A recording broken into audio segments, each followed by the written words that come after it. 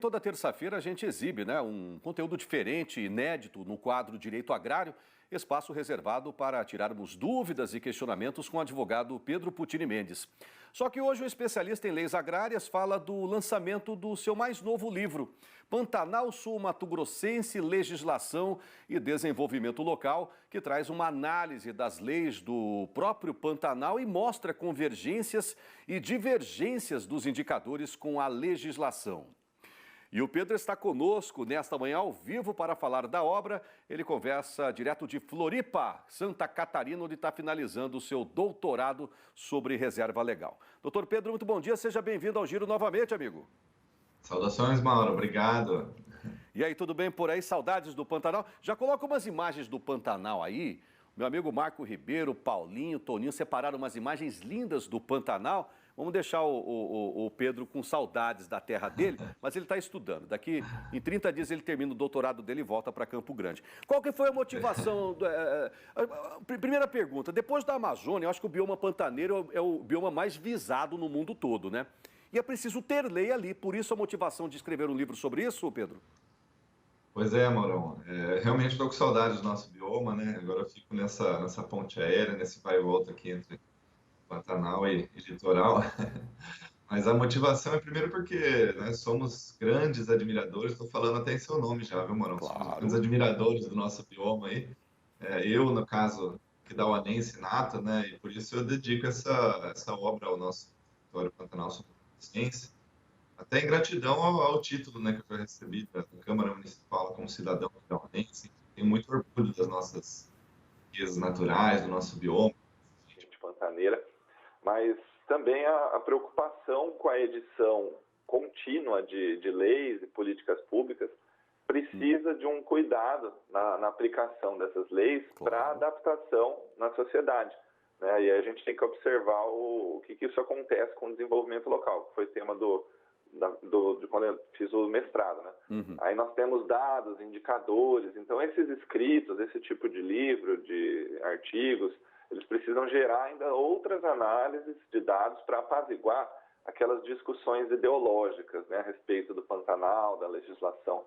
Então, sempre que surgem projetos de lei relacionados a biomas, tem uma tendência a esquecer que dentro desses biomas também tem pessoas, né, e o que chamamos de idiosincrasias, ou seja, aquelas características de um grupo, em um bioma, né, como o Pantanal. E no Pantanal fica muito mais evidente, né? A família pantaneira são os maiores conhecedores e conservadores do Pantanal em todos os sentidos. É verdade. Essa foi a motivação. Esses organismos internacionais que vêm com interesses próprios, muitas vezes escusos, não queira chegar aqui na nossa terra ou em qualquer outro lugar do mundo e achar que ali não tem lei.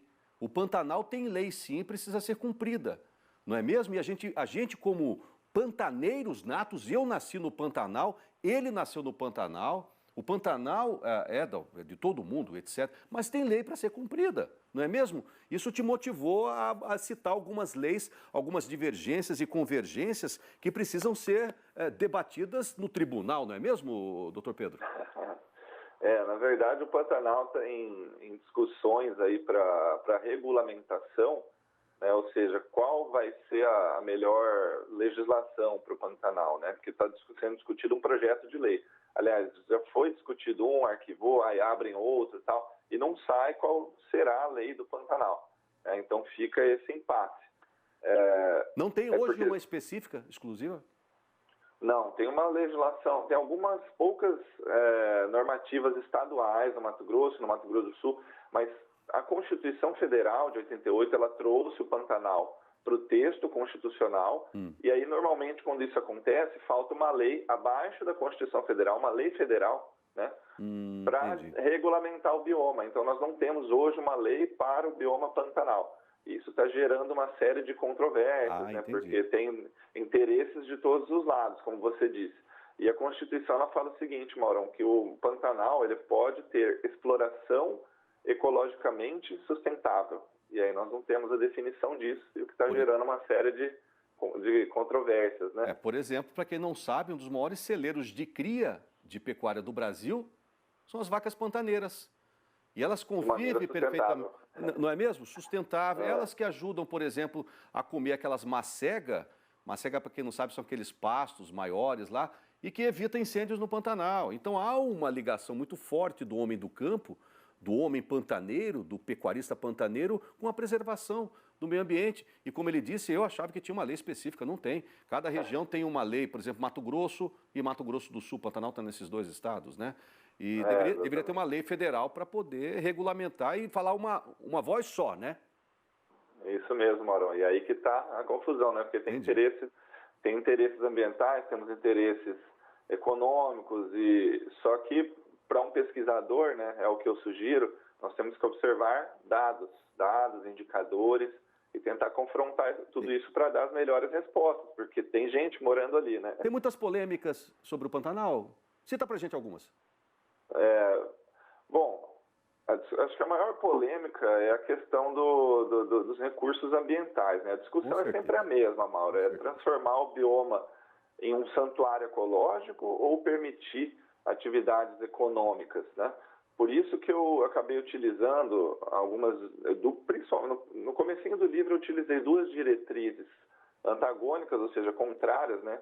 A lei da política agrícola, que é de 1981, e a lei das unidades de conservação, que é de 2000, comparando elas com indicadores de desenvolvimento local para analisar qual é a mais próxima do desenvolvimento, né?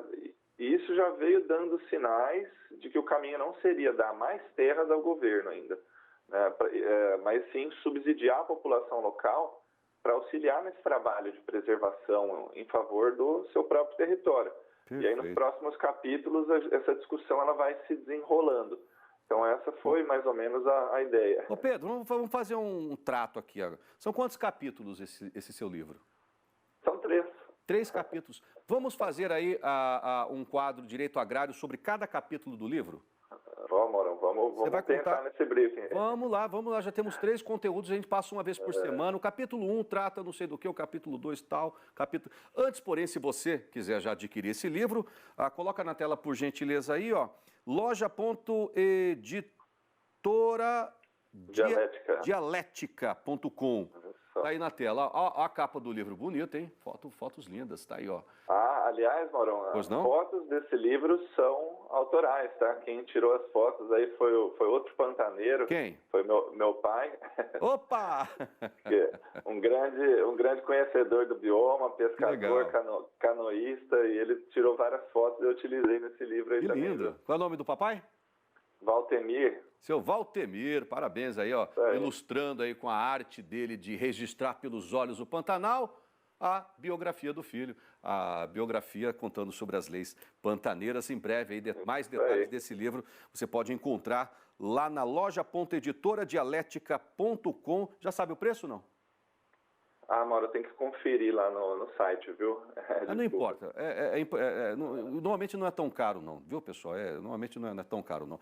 Ô, meu patrão, obrigado por esse bate-papo, tá? Vai estudar, tá estudando, tá fazendo doutorado lá. E assim que passar por São Paulo, assim que a gente puder, a gente se encontra em Campo Grande, tá bom? Obrigado pela parceria, como sempre, Pedro. Positivo, Mauro. Saudações pantaneiras aí. Saudações, até mais.